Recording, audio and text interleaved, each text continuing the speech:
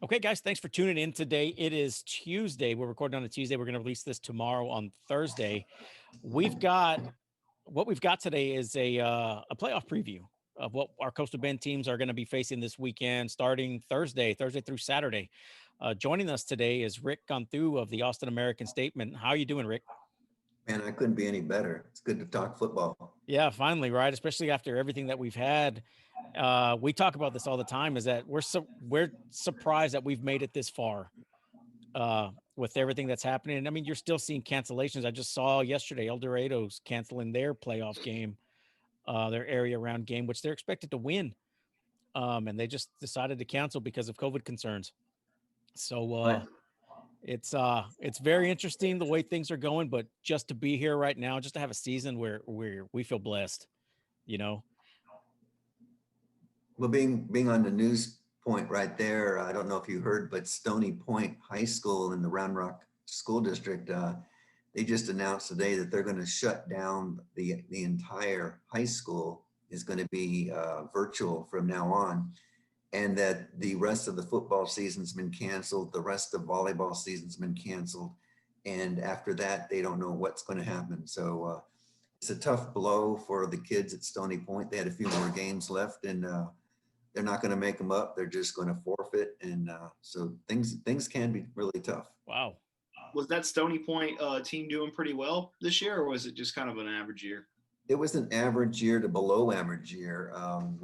I believe they're 4-5 or something like that off the top of my head. I don't know, but Stony Point's had good teams in previous years, so they're kind of a high profile team. Yeah. Um, but it's a tough blow when you can't finish the season. Oh, for sure. That's tough on seniors, no doubt. Yeah. Speaking of seniors, you probably want to know a little bit more about Ace Whitehead. Just guessing. We do. So we asked Rick to come on today to kind of discuss some of these Central Texas teams that we're gonna be seeing. So first off, we'll lead into that. So we've got Lampasas against Corpus Christi Miller Saturday night at Dub Ferris Stadium in San Antonio at 8 o'clock. Rick's covered Lampasas a few times last year and a couple times this year. So from what we can gather, as far as we go, he's our resident expert on Lampasas, Rick. I don't know about resident guru, but I will say this. Lampasas, if you look at their stats, they're a lot similar to what they did last year from a point standpoint. But when I go out there, I see a completely different team than the one that went 15 and 13 and 2 last year. Made the state semifinals. This has a different identity. Ace used to pass like crazy, close to 300 yards a game. This year, they don't have the great receivers out there that they did last year. So he's averaging more than 100 yards, fewer yards per game than he did last year. So what's he doing instead? He's running the football. Here's a quarterback that's not known for blazing speed. He averages 94 yards rushing, and it's because they have great receivers. So there's a difference in the way that this team attacks another team. You know, this last year was by the pass. This year it's more of a combination. They lost two great receivers from last year's team. They've only got one extraordinary receiver this year. And so I look at them on paper, and I think that the last year's team was better. With that said, Ace has a way of turning it on in the playoffs. He's a difficult guy to corral, as you know. I mean, one of the most amazing high school athletes I've ever seen. You know his background. He's going to Texas to play baseball. Um, he's the field goal kicker. He's the place kicker. He's the punter. He does it all for land passes. I didn't Yeah. realize he was the field goal kicker. Hmm. He didn't mention that in the interview this year, did he? No, he didn't. But I had been keeping tabs on him, and I think a couple of weeks ago he nailed a 47-yarder in one of his games. So yeah, he's kind of their do everything. And one of the biggest questions that we had, I don't know if you've been following what Corpus Christi Miller's been doing down here. They run a wide open spread offense, and they score very fast. Their biggest knock this year has been on their defense. They're giving up a lot of points the last couple of weeks. Up until this playoff game where they held La Feria to 7 points, they had given up 74 and 76. Is that right, Justin? Yeah, it's gotten up. It's basketball on turf. That's Yeah. what it got into.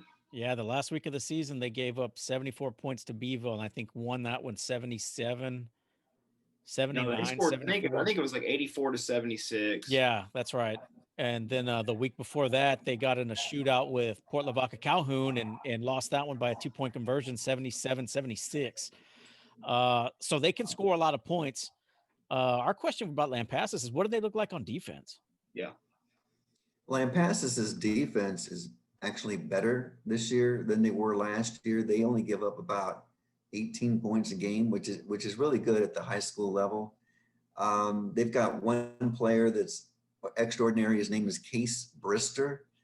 He averages almost 17 tackles a game. He's really, really tough. He blocked 2 punts in last week's game. On occasion, they'll give him the football and just let him run. So he's the biggest difference. Speaking of Ace, you mentioned his field goal kicking. He hasn't missed yet this year. He's 3 for 3 and 55 for 60 in the PATs. But the defense is pretty good. They held LBJ. You're familiar with LBJ, I'm certain. Yep. To 2 touchdowns, and for LBJ, that was probably their toughest game of the year. They're in the same district, and LBJ had moved down from 5A to 4A, so they were supposed to be extra tough. But Lampasas beat him pretty good, and they beat him on defense. So holding them to 12 points, I believe it was 18. 18. 18. Yeah, it was 36-18 was the final on that one. 36-18, 36-18. You got that. And they've only had one exceptionally close game this year, and it was to Canyon Lake, 40-34. That was the game that it looked like they could lose, but they're undefeated. And last year was the best season in school history as far as number of victories, 13 in total of 15 games. So their hope is that they can at least make it to Dallas, for the state finals. Who knows what lies ahead, but a lot of good teams in 4A. There's a lot, and one of the things that we talked about before the season started, and our District 15 4A down here, it's got Corpus Christi, Cal Allen, it's got Port Lavaca Calhoun, it's got Miller. Our fourth team was that was the one that was going to be up in the air. Alice is the one that took that 4th playoff spot, but Beeville was also in here. And there's a bunch of move downs from 5A that are essentially in this district now. That are usually playoff teams in 5A almost every year. They're normally in the playoffs, those teams that we just listed above. Except Miller being the exception. They've had the program turnaround the last couple of years. That's the exception. Yeah, and they were playing 5A football with 4A, almost 3A numbers because of their enrollment there in Miller or in Corpus and CCISD. They have one of the smallest enrollments there. But we said this before the season started when this realignment came out that this is going to be a very tough district, and we wouldn't be surprised if somebody from this district took the region, which we still kind of feel that way. Now Lampasas they'll take on the 3rd place team, which is Miller, which is, depending on who you looked at, they could have either won the district championship or we're going to finish right where they finished in 3rd place because of the pedigree of Cal Allen and Calhoun and running those tricky slot T and triple option offenses, kind of what Canyon Lake ran and gave Lampasas fits with. You don't see those offenses every day, and trying to prepare for it in a week makes it very difficult. And we saw that. I saw a little bit of that Canyon Lake game a few weeks ago on a replay. Thank God for streaming this year, because it's helped us immensely just kind of keep up with everything's going on and these social distancing restrictions. So we think it's going to be pretty interesting. Like I said, Miller's big knock this year has been their defense, and almost kind of for a little while, and Justin will agree with me here, was their kind of lack of finding an identity.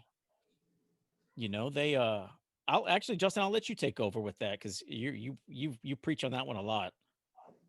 Yeah, no, I just kind of noticed, me and Jacob, it seems like we've covered Miller the last 2.5 years pretty extensively, and of course that part of that was being they're one of the best teams in this area with some of the best talent we've had. So obviously people and their fan base is going to want that coverage, and they usually play some pretty good teams, Corpus Christi Vets, and this year Cal Allen, Calhoun. So we've just been kind of watching them for a while, and we've made good connections with a bunch of coaches around here, and Coach Evans being one of them from Miller. So you get familiar with what that team looks like you said with Ace and Lampasas last year.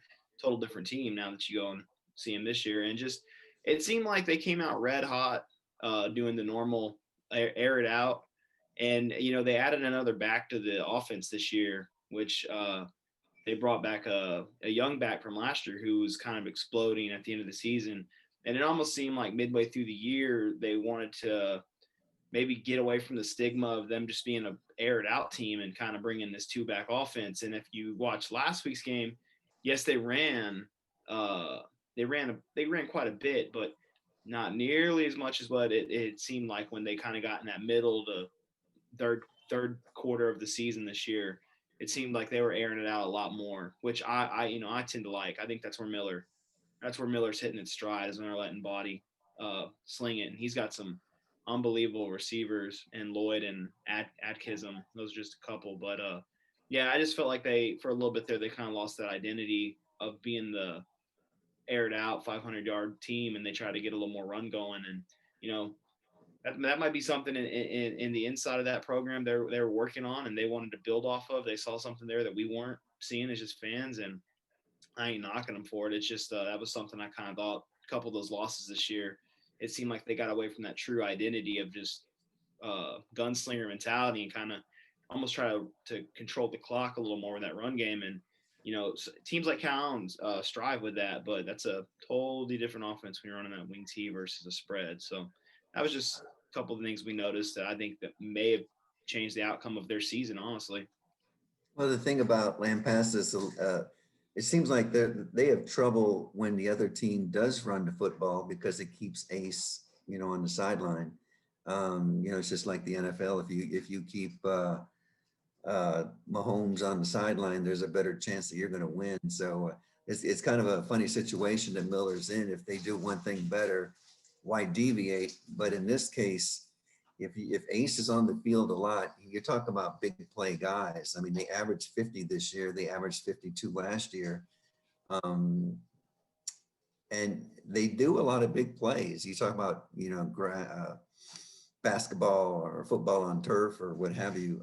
I think that if Miller can control the time of possession, that would be to their benefit, because when Lampasas is on the field, they rarely go 2 series in a row without scoring. So they do outscore most people, just because their offense is usually so much better than the other team's defense.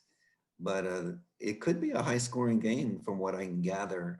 Miller's definitely capable of scoring on this Lampasas defense. I saw Lampasas last year, and they were literally outscoring teams, but everything 60-40 or something like that. So one of these days, when the offense isn't there, they could get bit long before they reach the state semis or finals this year. So it's going to be an interesting tactical game, because you can beat Lampasas against their defense, but the hard part for opponents is containing Ace and his few band of receivers. And they got one running back, by the way, I didn't mention earlier. This guy's probably saving the season. He's probably the most important player on the team next to Ace. His name is Jack Jerome. And the reason I say he's that important is because he averages 115 yards rushing per game. I think he's got over 1,000. I was just looking at his stats. I think he's got over 1,000 yards. Yeah, he's got 11 touchdowns, 115.7. So that takes a lot of pressure off Ace, because Ace, I mean, as good as Ace is, I mean, he can't do it all. He tries to do it all sometimes, and that doesn't always work to his advantage. But, Ace is always the guy that's going to be there at the end, and he's the highlight reel. And Jack Jerome is a relatively small guy. I would say he's 5'8", 180, but he runs hard. He runs up the middle a lot. He chews up time, and he gives Ace a break, because the defenses have to respect, the running game, because Jack is capable of bursting out 100 every single game. So if they're keying on Ace, then Jerome is going to get his 150 yards. So kind of to shift gears here, and so before we do that, so we're expecting a shootout is what we're expecting. We're expecting one of these 70 something to 70 something score ball games. I think that's what's going to end up happening. I think just like you said, I think Ace and his offense is they're very dynamic and they're going to score a lot of points. And I think the same thing, I think Miller's going to do the same thing with offense. I mean, they may try to slow the game down a little bit with that two back set that they can come out with. But I think it's the playoffs and you go with what got you there. So I think they may have to get two scoreboard operators in on this one.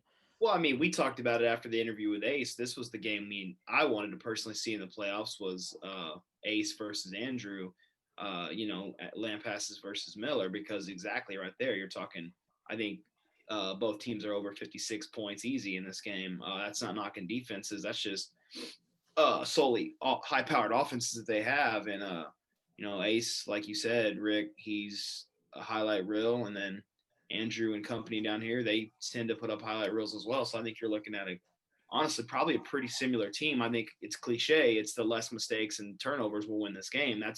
If you go look at the games Miller lost this year, they had 3+ turnovers each game. So that they're probably their biggest kryptonite right there is holding on to the ball.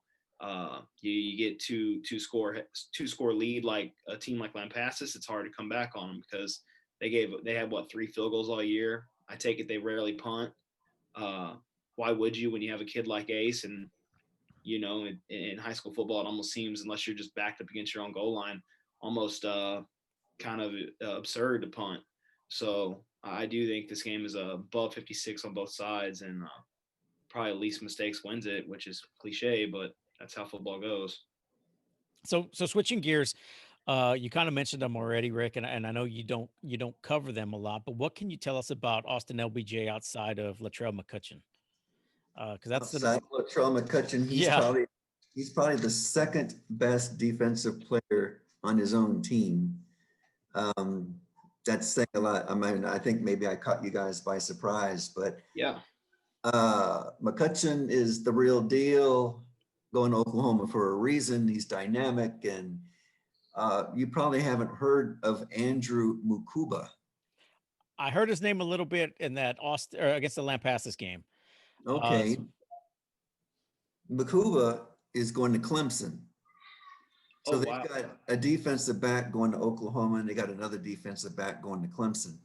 It's by far the best defensive backfield I've ever seen in these parts. And, for Ace to get 36 points on those guys, I do remember that was the one game that I saw this year, LBJ and Lampasas. And I remember Jack Jerome had a big game on the ground. So they were actually daring Ace to throw. And if I remember correctly, he barely broke 100 yards passing. It got to the point where McCutcheon, by the way, McCutcheon is, he likes to taunt. He loves to talk. That's just part of his game. Remember Michael Irvin when he was playing? He's a jabbermouth. He actually got ejected last week in that playoff game. I don't know what the circumstances were, but that game in Pleasanton, I think second half he got taken out of the game for trash talking or something. That's a mystery because I had some fans of LBJ saying he got a raw deal. Yeah, I heard that too. He actually had a legitimate personal foul early in the game.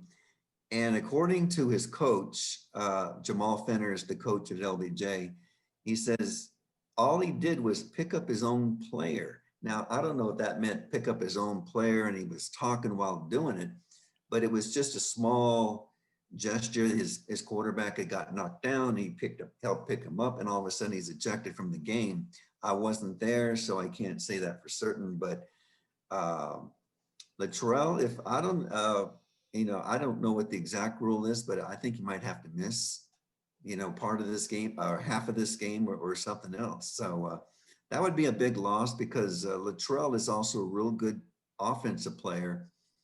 he actually caught 2 long touchdown passes in the game against Lampasas.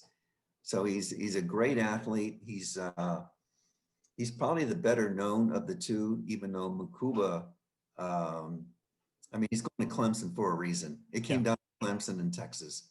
And a lot of local people obviously wanted to stay here, but sometimes the grass is greener somewhere else. And, you know, Clemson is higher up on the ladder of college football right now. So you'll see a lot of Andrew Makuba. You'll see a lot of McCutcheon.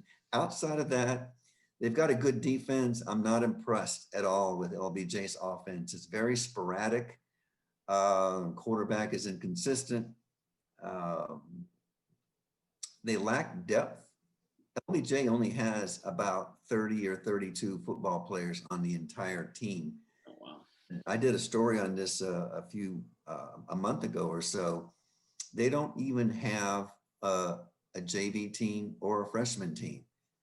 Wow. So they had an academy there, liberal arts, and that took up about half the school. But when you have a liberal arts academy, most of those kids do not play football. So their numbers were way, way down. And it got to the point now where they went from 5A to 4A because their numbers got so small. They only have 30 something players in the entire football program. And then you get someone like Lake Travis and Austin, Westlake. They both have more than 300 kids on their football team, including 2 JV teams and 2 freshman teams to go with the varsity team. So we have a problem in the Austin area of haves and have-nots. The disparity between the two is extreme.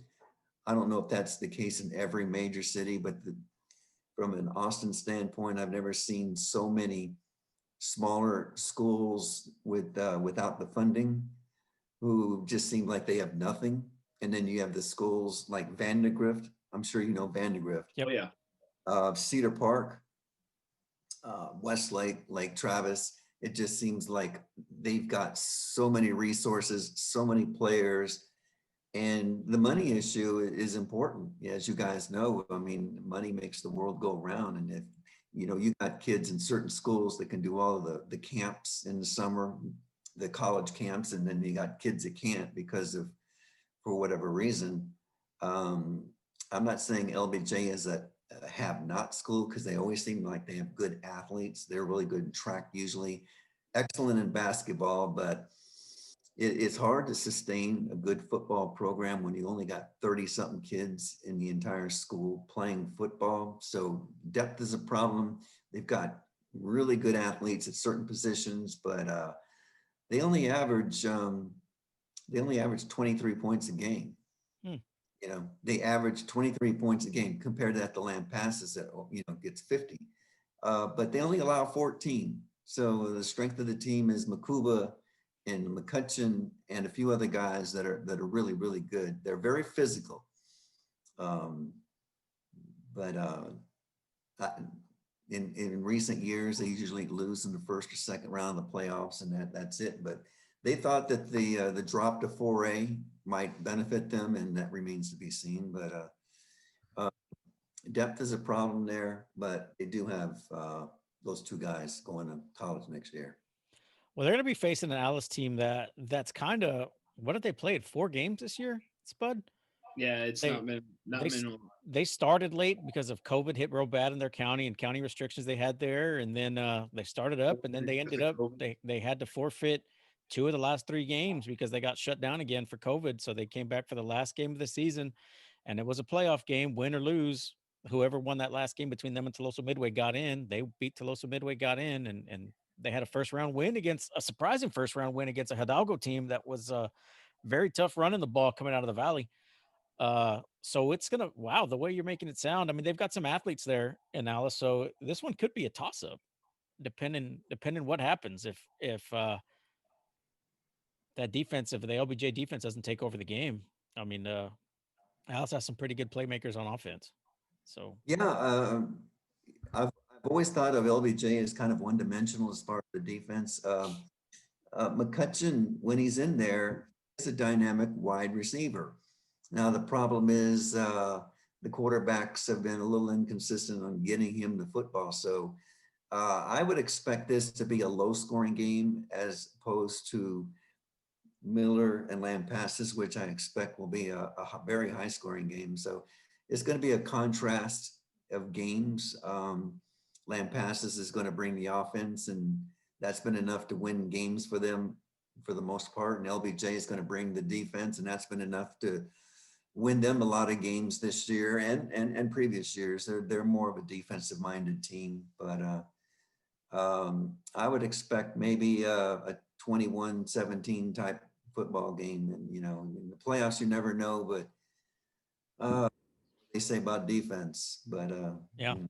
Championships. Yep. Do you have any take on Canyon Lake by chance, just out of seeing them or anything?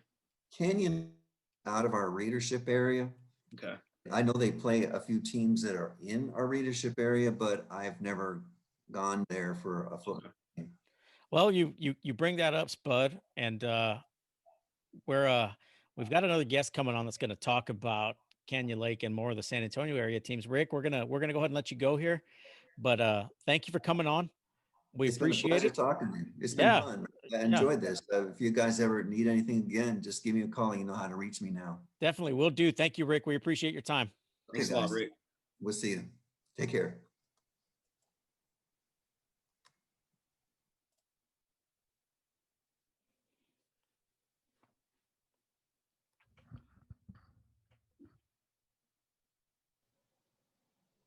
Hey, Larry, how you doing? Doing great. How are you? Good, good. All right, guys. Awesome. Like we said, we've got a San Antonio area centric sports guy on with us for the second half of the show. Who we've got with us is KSAT 12's Larry Ramirez. How you doing this afternoon, Larry? I'm doing great, man. How are you guys? Good, good. We appreciate you taking the time out. We know you've got a whole lot of stuff going on today. We know that the life of a newscaster isn't very slow at all. So thanks for taking the time out to humble us for a little bit. Sure, man. My pleasure. I appreciate you guys asking me. Yeah, yeah. And we know, like you said, you've been kind of in and out this morning. So again, thanks for taking the time and then waiting in the waiting room for the last probably 10 minutes till we could wrap up with Rick Cantu. That's all right. So Larry, so we wanted you to come on today, Larry, to discuss some of the playoff games that we've got coming on. Some of those the San Antonio area teams that are going to be facing the Coastal Bend teams. Okay. Two of the ones that we're looking at are Bernie and Canyon Lake. Okay. So we've got Bernie who's going to be facing Port Lavaca Calhoun this week. And I don't know if you're familiar with the Sand Crabs, but they run a triple option offense. It's very lethal. We've got two standout offensive players on that offense, quarterback Jarius Stewart and fullback Steve Johnson, who are very dangerous in that triple option. Our guys down here who follow the show know very much about those two, but we don't know a whole lot about what Bernie High School brings other than Rashawn Galloway, right? I guess he's the trigger man of that offense, correct? Yeah, he pretty much is. I mean, and when he is clicking and everything's going good for him on offense, then their offense is pretty tough to stop. But if you can slow him down, I've noticed they do have a more difficult time moving the ball and putting points on the board. Bernie's had kind of a resurgence this year because it seems like forever it's just been everything you hear out of Bernie's been champion. And you know, before champion was built, it seemed like Bernie, the Greyhounds, used to be kind of in the limelight like they are right now. What has been the situation with that? I'm just curious because having familiarities with Bernie and champion, I'm just wondering, you know, what was it this year? Was it Galloway? That was the man that brought him back?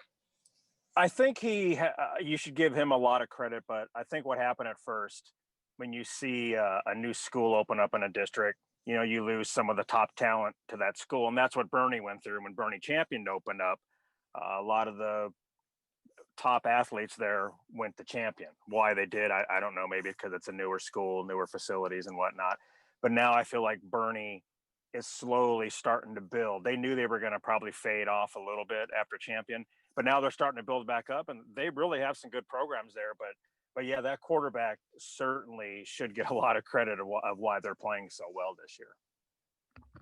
What do they look like on defense? So we know they're explosive on offense. I think they finished the season 8-2. But what do they look like on the defensive side of the ball? I haven't really seen them a lot this year defensively. Typically, when we go to games, we're in and out, and more often than not, it's the offensive play, that we get. I've been hampered a little bit this year because of COVID.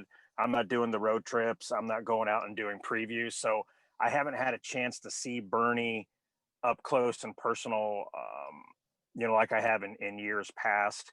I saw them earlier this year. I can't remember the team they were playing. Forgive me. Their defense, I mean, I don't remember anything really special sticking out about it. But again, I just haven't studied them enough to know, to be honest. Yeah. And I know you've kind of said the same thing about the Canyon Lake team that Cal Allen will be facing this year. From what we've gathered, I've watched a little bit of Canyon Lake. They're another run-based team running out some type of slot T, wing T, nasty slot offense. Yeah. 3 yards in a cloud of dust. We're going to control the ball. And it's what Cal Allen does, and Cal Allen does it very well. So they'll be playing Friday night in Pleasanton. I mean, what can you tell us about this Canyon Lake team? Well, it's just like you said. I mean, they're all about ground and pound. That slot T. They want to try to confuse the defense with misdirection. And Coach Drum, he's been with the program ever since the school opened, and he was promoted to head coach, I want to say 2012. And they've made the playoffs every year that he's been their head coach. But they're physical on defense, they're physical on offense, and you're right. They just want to run it down your throat, and that's the mentality that team has. So I think this Friday night's probably going to be a mirror image of teams. But I think, in my opinion, Cal Allen always does the defensive side of the ball very well. I mean, everybody knows, right? Everybody, sure. It's Cal Allen's the lineman and the defense, right? And that's what they're very good at. Same question going back to the Bernie question. What does Canyon Lake bring defensive wise? As the last couple of years, what have they brought to the table? Yeah, defense. I mean, they're all about, they want to attack. They want to, punch you in the mouth first. I was impressed because they defeated Lavernia, and Lavernia's offense is pretty high octane. I mean, they got some legit talent, and I mean, their quarterback is, getting some D1 looks. For them to shut them down primarily in the second half really says a lot about that Canyon defense. I mean, heck, Lampasas, they darn near beat them. We all know how good Lampasas is. And if I'm not mistaken, Lampasas scored in the fourth quarter with 7-8 minutes to go. That game was tied. And then they were able to hold Canyon Lake down after that. So their defense can play. Their defense can definitely bring it. And their defense is just as physical as their offense is, to be honest.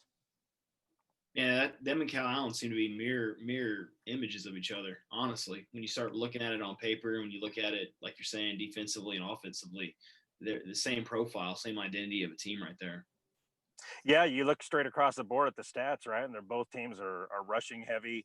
They can throw the ball, when needed. I mean, that's going to be a heck of a battle because what's Cal Allen? The running back is Earls, right? His last name is Earls? Yeah, Jeremiah Earls, yeah. Okay, I remember watching him play their opening game of the season against Cornerstone, and I knew right then that's the first time I've ever seen him play, and I'm like, man, this young man is trouble with the ball. He's definitely solid. But yeah, they are definitely mirror images, and I'm sure it's going to be the normal: who makes the least amount of mistakes, the least amount of penalties. Whoever picks up the key third down here, there's probably going to be the one that comes out on top. You mentioned Canyon Lake throws when they can. Can you expand on that? Do they incorporate a throw here and there, and if so, how are they with it? The little bit that I've seen them this year, that quarterback, Peyton is his first name. He's a big, tall kid, 6'4", 6'5", a little bit lanky, but seems to have a pretty good arm. And yeah, there's been times that one of them was against Lampasas, the highlights we had. He threw pretty solid little 40, 45-yard pass to his tight end. He's got a big tight end. I can't remember the kid's name. And just rumbled right into the end zone. He's got 800 yards passing, I think 16 touchdowns, a couple interceptions. So he can throw. And he could definitely run, too. I want to say he's their fourth leading rusher on the team. Oh, so, wow. yeah, and, so he can throw it. Does he come out of – they ever go out of shotgun, or is it primarily thrown out of their wing tee setup? I've seen shotgun a couple of times. I don't know what percentage, Yeah, they would run it at.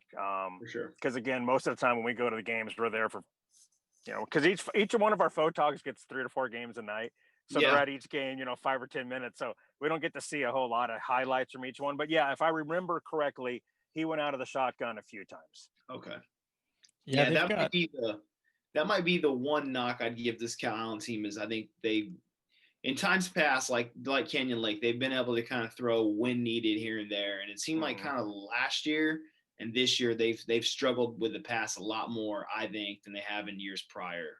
Now I'm not sure what the hang up is there, but it seems like they've had that issue throwing the ball this year and last year. That's my one little knock on them. If I heard right during the Cornerstone game, didn't Cal Allen have a new starting quarterback and he was trying to adjust? And I don't know the quarterback situation now, but I thought I heard the announcers talking about that. He has been banged up, yes. Yeah, Tarek Hickman was his first year starting. It was a 3-way battle for quarterback coming into the season, and he ended up taking the slot. He's a junior. Ended up against Corpus Christi. Miller went out with what they thought was an ankle injury and hasn't really been back since. Gotcha. So they've been subbing with 2 different quarterbacks last 2 games, and obviously they haven't really missed a beat running the ball wise. We hadn't really, just like Justin said, we haven't really seen them throw the ball a whole lot. It's not their skill set. It's not what they do. They've tried to incorporate it here and there by doing some kind of, well, actually, I think they kind of ran the spread a little bit against Miller, didn't they, Spud? Or was that against Jordan? Was that against Jordanton? It was like against Jordanton. My only reason I bring it up with the passing in Canyon Lake is because if this game is so evenly matched across the board, running wise and defensive wise, if you watched last week, Cal Allen absolutely put the clamps down on a very good Port Lavaca team. They didn't do hardly anything. Time of possession was huge differential. My thing is, if Cal Allen starts putting the clamps down on Canyon Lake's run enough, I'm just curious when you bring up the fact that they can throw it. Cal Allen does struggle with the throw. If you can get in there and consistently throw on them here and there to keep them enough off balance to where they can't just try to dominate your run game, that's where they get beat every year. That seems to be teams that are well balanced and can throw a little bit while controlling clock is usually the kryptonite for Cal Allen. And that's what my curiosity was with Canyon Lake and can they throw? Because Port Lavaca Calhoun, they really don't have a passing game to go to. So once Cal Allen clamped down that triple option, it was game over. Yeah. Well, it'd be curious. It would be, I'd be curious to see how it works out if Cal Allen does stop Canyon's offense, the running attack, and then they force them to throw. And the little bit that I've seen Canyon, the games were close and just throwing was something to mix up the pace a little bit, and they looked good. But if they're pressured into the fact where they have to start throwing and they got to, 5-6 passes in a row, how will they come through? That I couldn't tell you. But in the little bit that I've seen of their quarterback Peyton, he's definitely got the ability, but I don't know, if they can stretch the field a lot. I don't know what his receiving core is like. I know, he's thrown quite a bit to his couple of lead backs. They seem to be capable of catching the ball very well. Well, all right. Another good matchup. It should be. Larry, I know you're busy and we're running out of time, but we appreciate you coming on and giving us this feedback. If things keep going the way they do, we may get you back on. Sounds good. As next week goes on, depending who's playing who, and especially when big 5A ball starts hitting the playoffs. Yeah, I got a question for him before we let him go. What do you see in the bigger schools and any schools that we're not talking about today, possible teams to make a playoff run in the San Antonio area? I'm always intrigued by this. Johnson is really bringing it this year. That is a well-balanced squad. Oh yeah, they're undefeated. The Jaguars? Yeah, the Johnson Jaguars, yeah. Okay. Coach Mark Soto, it's his first year there with them. He came in from San Marcos. He was their head coach out in San Marcos for 5 or 6 years, I think. Their quarterback, Ty Reasoner, is an Air Force commit. Kid is solid. I mean, they're solid on both sides of the ball, and it's no wonder that they're number one in our area. The Brennan Bears have a solid team. They've got the Dubose quarterback. That kid can run. He can throw. I mean, he's pretty much a dual threat kid. So I wouldn't be surprised to see Brendan make a good run. Judson, they've been dealing with a lot of COVID issues, games getting postponed, canceled, whatnot. I don't have a good read on them just because they'll play a game, then they'll miss 2 because of COVID. They'll play a game, then they'll miss another one. So it's hard to read them, but they're loaded too, man. They got a lot of D1 talent. So to see Judson make some noise this year certainly wouldn't be a surprise either. Yeah. Southside's turning some heads again this year. Is that right? Yes. Coach Locke has done a tremendous job with them at Southside. Their quarterback, Richard Torres, who also plays basketball. Kid's 6'5", I think. Man, I swear he's like Uncle Rico. He could throw the ball over the mountains. I'm serious, man. He's a tall, lanky kid, but man, he can throw the ball. They've got a good receiver, good running back. Common Rio is excellent, either out of the backfield or as a receiver, however they decide to use them. They're really good. Coach Locke told me a few years ago when we first went down there and started previewing them, it was just a matter of getting the kids to go to school. It was getting them to buy in to his system and see if you go to school and get good grades, the best players can stay with the team because they have good grades, and we could win some games. And that's exactly what they're doing. And I'd love to see these kids from the South Side, man, just buy into Coach Locke and how he's turned that program around. And yeah, they're definitely. I'm glad you mentioned them. I wouldn't be surprised if they make some solid noise either because they are stout. I think they're allowing 9 points a game, roughly. Something like that, yeah. A game. I mean, it's crazy. And on offense, I feel like they can do whatever they want as long as they don't make mistakes. And they got a lot of good size. Of good size. They do. We had Rick Cantu on earlier from the Austin American Statesman, and we were talking about Austin LBJ, and he was saying they carry a team of about 36 players. I think Southside's carrying under 30. And they're playing 5A D1 ball. Yeah. And see, I mean, a few years ago, they were carrying even less numbers than that. So now to see that he's at least got, I don't know, a handful of more guys on the team, it's definitely making things easier for Coach Locke. Spud, you got anything else? Not really, man. That was it. Hopefully we'll get back with him whenever our big schools make it, and we'll see what they look like up there again. Yeah, absolutely. Well, thanks, Larry. Again, we appreciate you taking the time out. Especially, we gave you kind of a notice. I think we reached out Friday night. So thanks again for coming on, man. I know you're busy. I know you got stuff to get ready for tonight, and we appreciate your time. I appreciate you guys having me on. Let's do it again. No, definitely, Larry. Thank you. All right, man. Talk to you guys later. Yep.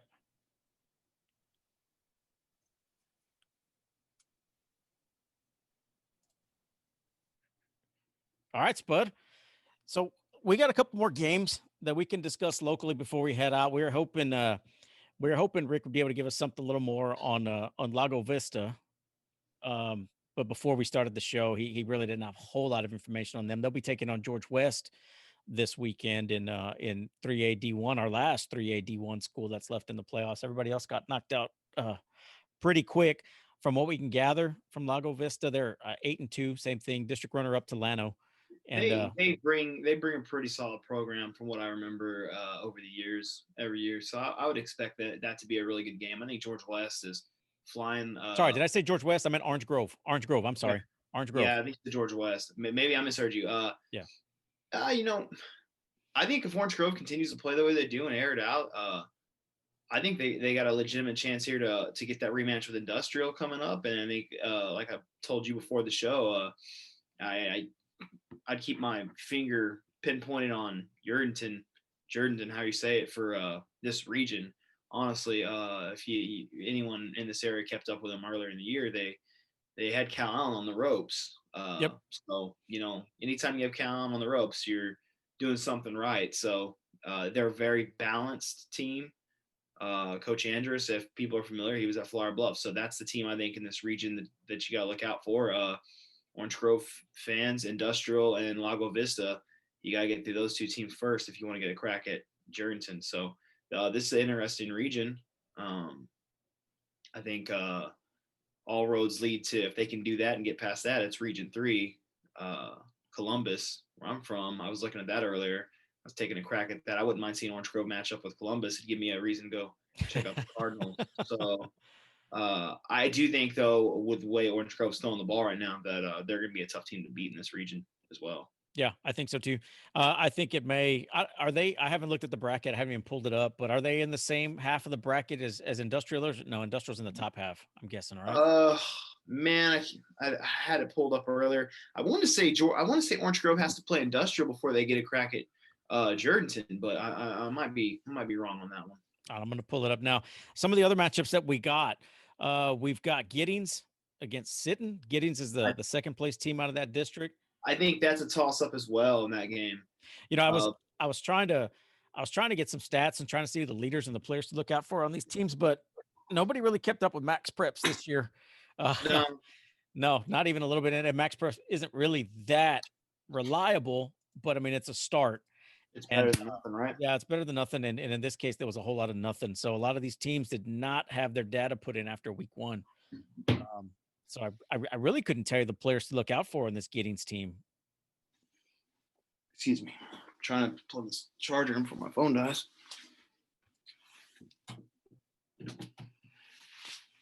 Oh.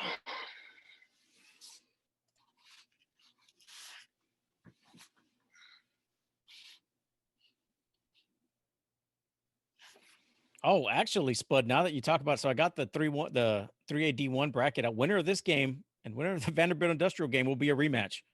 Okay, I see. That's what I thought. Yeah, so if Orange Grove gets past Lago Vista and Vanderbilt gets past Blanco, then it's a rematch right there in the region semis.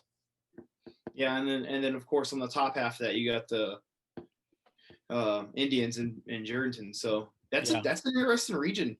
Yeah, definitely. Yeah, so you've got Llano and Lyford in that top half, and then Jordanton and Edna in that one. And I wouldn't sleep on Edna either. No, man, they've been sneaky good. You know, we kind of wrote them off after the season they had last year, but man, they've won some ball games. I think they actually beat Orange Grove this year. So actually, this whole district is still kind of in it. This region is exactly shaping up the way Region 4 and 4A D1 is, with Callan, Miller, Lampasas, Calhoun, Canyon Lake, and LBJ. Yeah. You have a bunch of hitters, and there's some kind of, people have touched each other here or there, and then now you're down in 3A Region 4 D1, and same thing. It's, you got teams that have kind of seen each other, so you have potentially some great matchups in both those regions. Yeah. So then we jump down to let's go back up to 4A D2. So you got Rockport taking on Navasota as well. Yeah. And I'd like to reach out to Jay on this one, because I actually probably gonna do that today, because I'm curious too. Navasota, if you keep in mind, they've been one of these teams that's always had a gunslinger. A couple years back, they had the kid Shane Epler, who broke all kinds of records. I think he's in the top 10 list, if not top 15 list of passing yards in Texas history. So Texas high school history book. So interested to see if they're sticking with the whole pass first motive up there. I think that's looking a similar matchup with what you saw with Wimberley last year. That Rockport had to deal with a team that liked to air it out a lot. So not sure what Navasota brings this year. So I couldn't give a very good prediction or thought process on that until I see a little more, I guess. Well, Jamar Jesse is a quarterback. He's thrown for 1,400 yards and averaging 141 a game, and he's ran for 592. They've got a 1,000-yard runner in the backfield in hang on, that's taking forever. Finally, I found one that was updated. DJ Randall, who's a sophomore. So he's taking the lead back there in the backfield. So they look like they have a pretty balanced attack there. Well, I mean, Rockport beat Miller. They played very good against Southside, who we mentioned earlier with Larry. They're another ball control team. As much as they like to throw and they want to throw, they've been trying to throw here and there this year. I think losing Caden was a big blow to them offensively. So I would look to see them rely a lot more on that run that they have established over the years, and what you've come to know with Rockport now is the slot T that they like to run over there. Of course, this year they're running it out of more of a pistol formation. I don't want to take any heat from people, but What were we calling it? The pistol spread, or what were we calling pistol it? wing tee. Pistol wing tee. That's right. Yeah, I can't exactly. I don't know what We're they gonna call call it. that. We're gonna call it what we want. They had a name for it. I can't remember what it was. But anyways, Rockport's a team that I think sneaks up on people. They don't either don't take them serious or they don't see it coming, and then next thing you know, they're making a third round, fourth round move, and I wouldn't be surprised if they came out and beat Navasota in this game. Now the other half of that bracket, you've got Raymondville taking on Navarre. Raymondville 2 games this year, one regular season game and a playoff win, 48-47 against Divine. They've got a very dynamic player in the Almendares kid out there who seems like he can score on every time he touches the ball. I think he's got 12 touchdowns in 2 games and almost 600 yards total offense. Yeah, I think I'm just gonna go with pedigree on this one. I think Navarro ends the Valley's run right there. They just always seem to bring in consistently great teams across the board. So, I wouldn't mind that matchup. That would be the winner of Rockport and Navasota would be Navarro, correct? Yes. Navarro, yeah. I'm pulling it back up again. Hang on, I just closed it out. Let me double check before I say that. Yeah. The winner of the Rockport Navasota game will play the winner of the Navarre Raymondville game. Yeah. So I'm thinking Navarro gets that one. And then you got George West, 3AD2, George West taking on Buffalo. Taft taking on Lexington. Lexington, a surprise winner there, who came off a 7-0 double overtime win against East Bernard. A lot of folks had East Bernard taking the region. So that'll be pretty interesting. I think your both Pirates may have something different to say about them. East Bernard taking the region. So you've got Taft facing Lexington, and like I said, George West against Buffalo, who just came off a win against Rice Consolidated last week. I think 34-24 or something like that. It was a pretty tight game. George West, and we talked about it at work, not on the show, but George West came out as the 4th seed in their district, but a very sneaky 4th seed because they were they were in a district with Poth, Natalia, and Stockdale. George West, there's some close losses they had there. Played Refugio pretty tight. I think the tightest anybody's played Refugio all season back in week 2 or week 3. So George West, I wouldn't be surprised if they take a win this week against Buffalo. I don't know what Buffalo brings to the table. Hadn't really looked into it very much. When you told me that last week, I was clueless on who Buffalo was, to be completely honest with you. Yeah, you thought I was talking about Giddings. Yeah, it was kind of shocking. Like I said, I think George West is flying low underneath the radar. They had a pretty tough season schedule wise. So anytime you play Refugio close, you got a decent team. Some of the teams in their district this year were very good. So, and it wasn't like they got blown out in any game. So you never know. Teams get better as the season goes on. A lot of times you see it with Callan every year. So, I think George West can continue seems like tradition there now and making some noise 3 or 4 rounds in if they keep playing good ball. Yeah. We've also got, man, I think our whole district there from Big 2A all in here still in the second round. You've got Three Rivers taking on Ganado, Refugio taking on Flatonia, Kennedy taking on Mason, and Fear taking on Shiner. Some pretty good matchups there in 2A D1. Yeah, I think everyone has come to wait for the Refugio Shiner matchup. So, that's not taking nothing away from any of those other teams. It's just those are the 2 at the top, right, in that region, and that's who you want to beat. And it seems like they keep matching up. I think Shiner's a little sick and tired of Refugio. So, at this point, I think Refugio's getting a little tired of Shiner. That's all everybody's talking about this season. Shiner. And rightfully so. They're led by the the Brooks brothers. 2 very dynamic running backs, and one's the athlete that are going to be back there making a whole lot of plays, and who were there last year as well. The knock on Refugio right now is they've been off for 3 weeks. Yeah. Didn't have a playoff game last week, got it forfeited or whatever whatever they're going to decide to call it, because Rivera stepped out of that first round. So that was an extra bye week. I guess it gave Refugio a couple of weeks to get ready for Flatonia. And then in DA or 2A D2, we've got Falls City against Granger and Bruni against Cristoval. So Falls City's doing Falls City, just the different type of offense, more ground and pound versus the spread they had with Keyshawn Johnson and their old head coach a couple of years ago. And Bruni, Coach Johnson, working his magic down there, turning those guys around and getting them in the playoffs second round. right? So Yep. they'll face off against the 2A D2 district champion Cristobal. So that'll be an interesting matchup there. Spud, you got anything else we want to talk about? You want to mention the big matchup this week in 5AD1? Yeah, so before we even get any further, so we're working nights starting tonight, which is again is Tuesday. So we're gonna miss the Thursday night matchup. We're missing all these playoff games on Friday night. The only game we're gonna be able to catch, and of course, here come the Boo Birds, right? The only game we're gonna be able to catch is Miller Lampasas, right? Because it's Saturday night. Canyon Lake and Cal play. They're all Friday.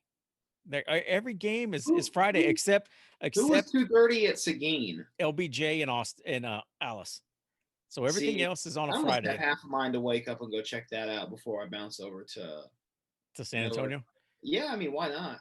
It's rare that you get this atmosphere of two games. Yeah, if I won't be able to make that one. I've got side trips to make before I head up to San Antonio.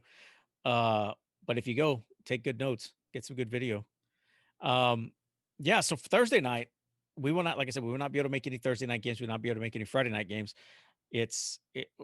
So there apparently there's debate on what this game's called. They're calling it the Battle of Yorktown, the Battle of Oso Bay. I threw my name in the hat, the Yorktown Throwdown, whatever, right? Throwdown. Flower Bluff and Veterans Memorial, right? So this is always a very good game. The series is tied 2-2. Flower Bluff took it last year 21-0. Without Carter center fit. If you remember, we were at this game, Spud. Carter went out with an ankle injury early in the first quarter, and they could never get the rhythm going on offense. Now, I'm not trying not to take anything away from Flower Bluff because they played a very outstanding game on defense, and offensively. But today they're new quarterback this year. It seems like that's been the story the last 3 years we've started the show. There's been a new quarterback at Flower Bluff the last 3 years.